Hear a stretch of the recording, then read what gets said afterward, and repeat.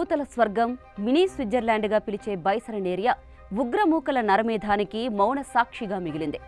పచ్చటి కొండల మధ్య ప్రశాంతంగా గడిపేందుకు ఎక్కడెక్కడి నుంచో వచ్చిన అమాయక టూరిస్టులు ముష్కరుల క్రూరత్వానికి తమ ఆప్తులు బలైపోతుంటే ప్రత్యక్ష నరకం చవిచూశారు. అమాయకులను చుట్టుముట్టిన ఉగ్రమూకలు ఒక్కొక్కరిని మతం, పేరు అడుగుతూ ఐడీ కార్డులు చెక్ చేస్తూ మగవాళ్ళనే టార్గెట్ చేస్తూ భూతల స్వర్గాన్ని నరకంలా మార్చేశారు. కళ్ళెదుటే తమ ఆప్తులు టెర్రరిస్టుల తూటాలకు నేల గొరుగుతుంటే మహిళలు గుండెలు బాదుకుంటూ రోధించారు. అప్పటి వరకు కేరింతలు కొట్టిన పిల్లలు ఒక్కసారిగా ఏం జరుగుతుందో అర్థమవక భయంతో వణికిపోయారు. ఒకరా ఇద్దరా ఏకంగా 28 మందిని ముష్కరులు పొట్టన పెట్టుకున్నారు. దేశం నలుమూలల నుంచి వచ్చిన టూరిస్టులు, విదేశీయులు, వీరితో పాటే స్థానికులు టెర్రరిస్టుల విద్వేష తూటాలకు ప్రాణాలు కోల్పోయారు. ఇప్పుడు బైసరంలో ఆ నరకాన్ని ప్రత్యక్షంగా చవిచూసిన వాళ్లతో పాటు వారి కుటుంబ సభ్యులు, బంధువులను ఎవరినీ కదిలించినా కన్నీళ్లే రాలుతున్నాయి. బెంగళూరుకు చెందిన 48 ఏళ్ల మంజునాథరావు రియల్టర్. కొడుకు 12వ క్లాసులో 96% మార్కులతో మంచి రిజల్ట్ తెచ్చుకోవడంతో భార్య, కొడుకుని తీసుకుని వెకేషన్ కోసం బైసరన్కొచ్చాడు. 24వ తేదీన తిరిగి వెళ్లాలి అనుకున్నారు.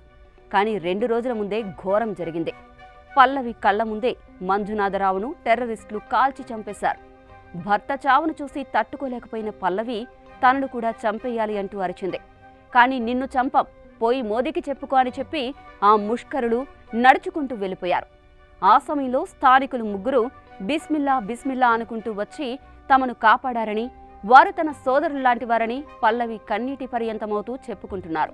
కాన్పూర్కు చెందిన 31 ఏళ్ల బిజినెస్ మ్యాన్ శుభం ద్వివేదికి 2 నెలల కిందటే మ్యారేజ్ అయింది. భార్య ఐశాన్యతో సహా 11 మంది కుటుంబ సభ్యులతో పహల్గామ్ టూర్కొచ్చాడు.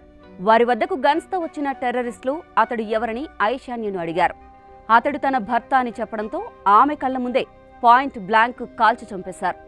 వాళ్లు బుధవారమే తిరిగి వెళ్లిపోవాల్సిందిగా ఒకరోజు ముందే అతడికి చివరి రోజు అయింది. టెర్రర్ మూకల విద్వేష కాల్పులతో ఆ కుటుంబంలో విషాదం నిండింది. ఏపీలోని నెల్లూరుకు చెందిన 41 ఏళ్ల భరత్ భూషణ్ బెంగళూరులో టెకీగా పనిచేస్తున్నారు.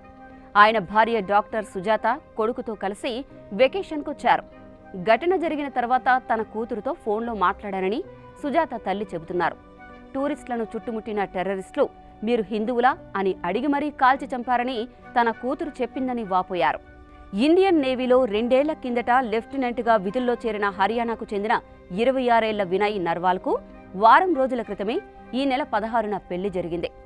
భార్య హిమాన్షిని తీసుకుని హనీమూన్ కోసమని బైసరన్కొచ్చాడు. కానీ 100 ఏళ్ల జీవితాన్ని పంచుకోవాలని చేయి పట్టుకుని నడిపించుకుని వచ్చిన భర్తను కళ్ల ముందే టెర్రరిస్టులు బలి తీసుకోవడంతో ఆమెకు తీరని వ్యధ మిగిలింది. కొత్త దంపతులు ఇద్దరూ సంతోషంగా భోజనం చేస్తున్న సమయంలో వచ్చిన ఉగ్రమూకలు వినయ్ తలపై గురిపెట్టి కాల్చేశారు. ఇలా పహల్గామ్ ఘటన చుట్టూ ఎన్నో విషాద కథలున్నాయి. ఎవరిని కదిలించినా కన్నీళ్లే కారుతున్నాయి.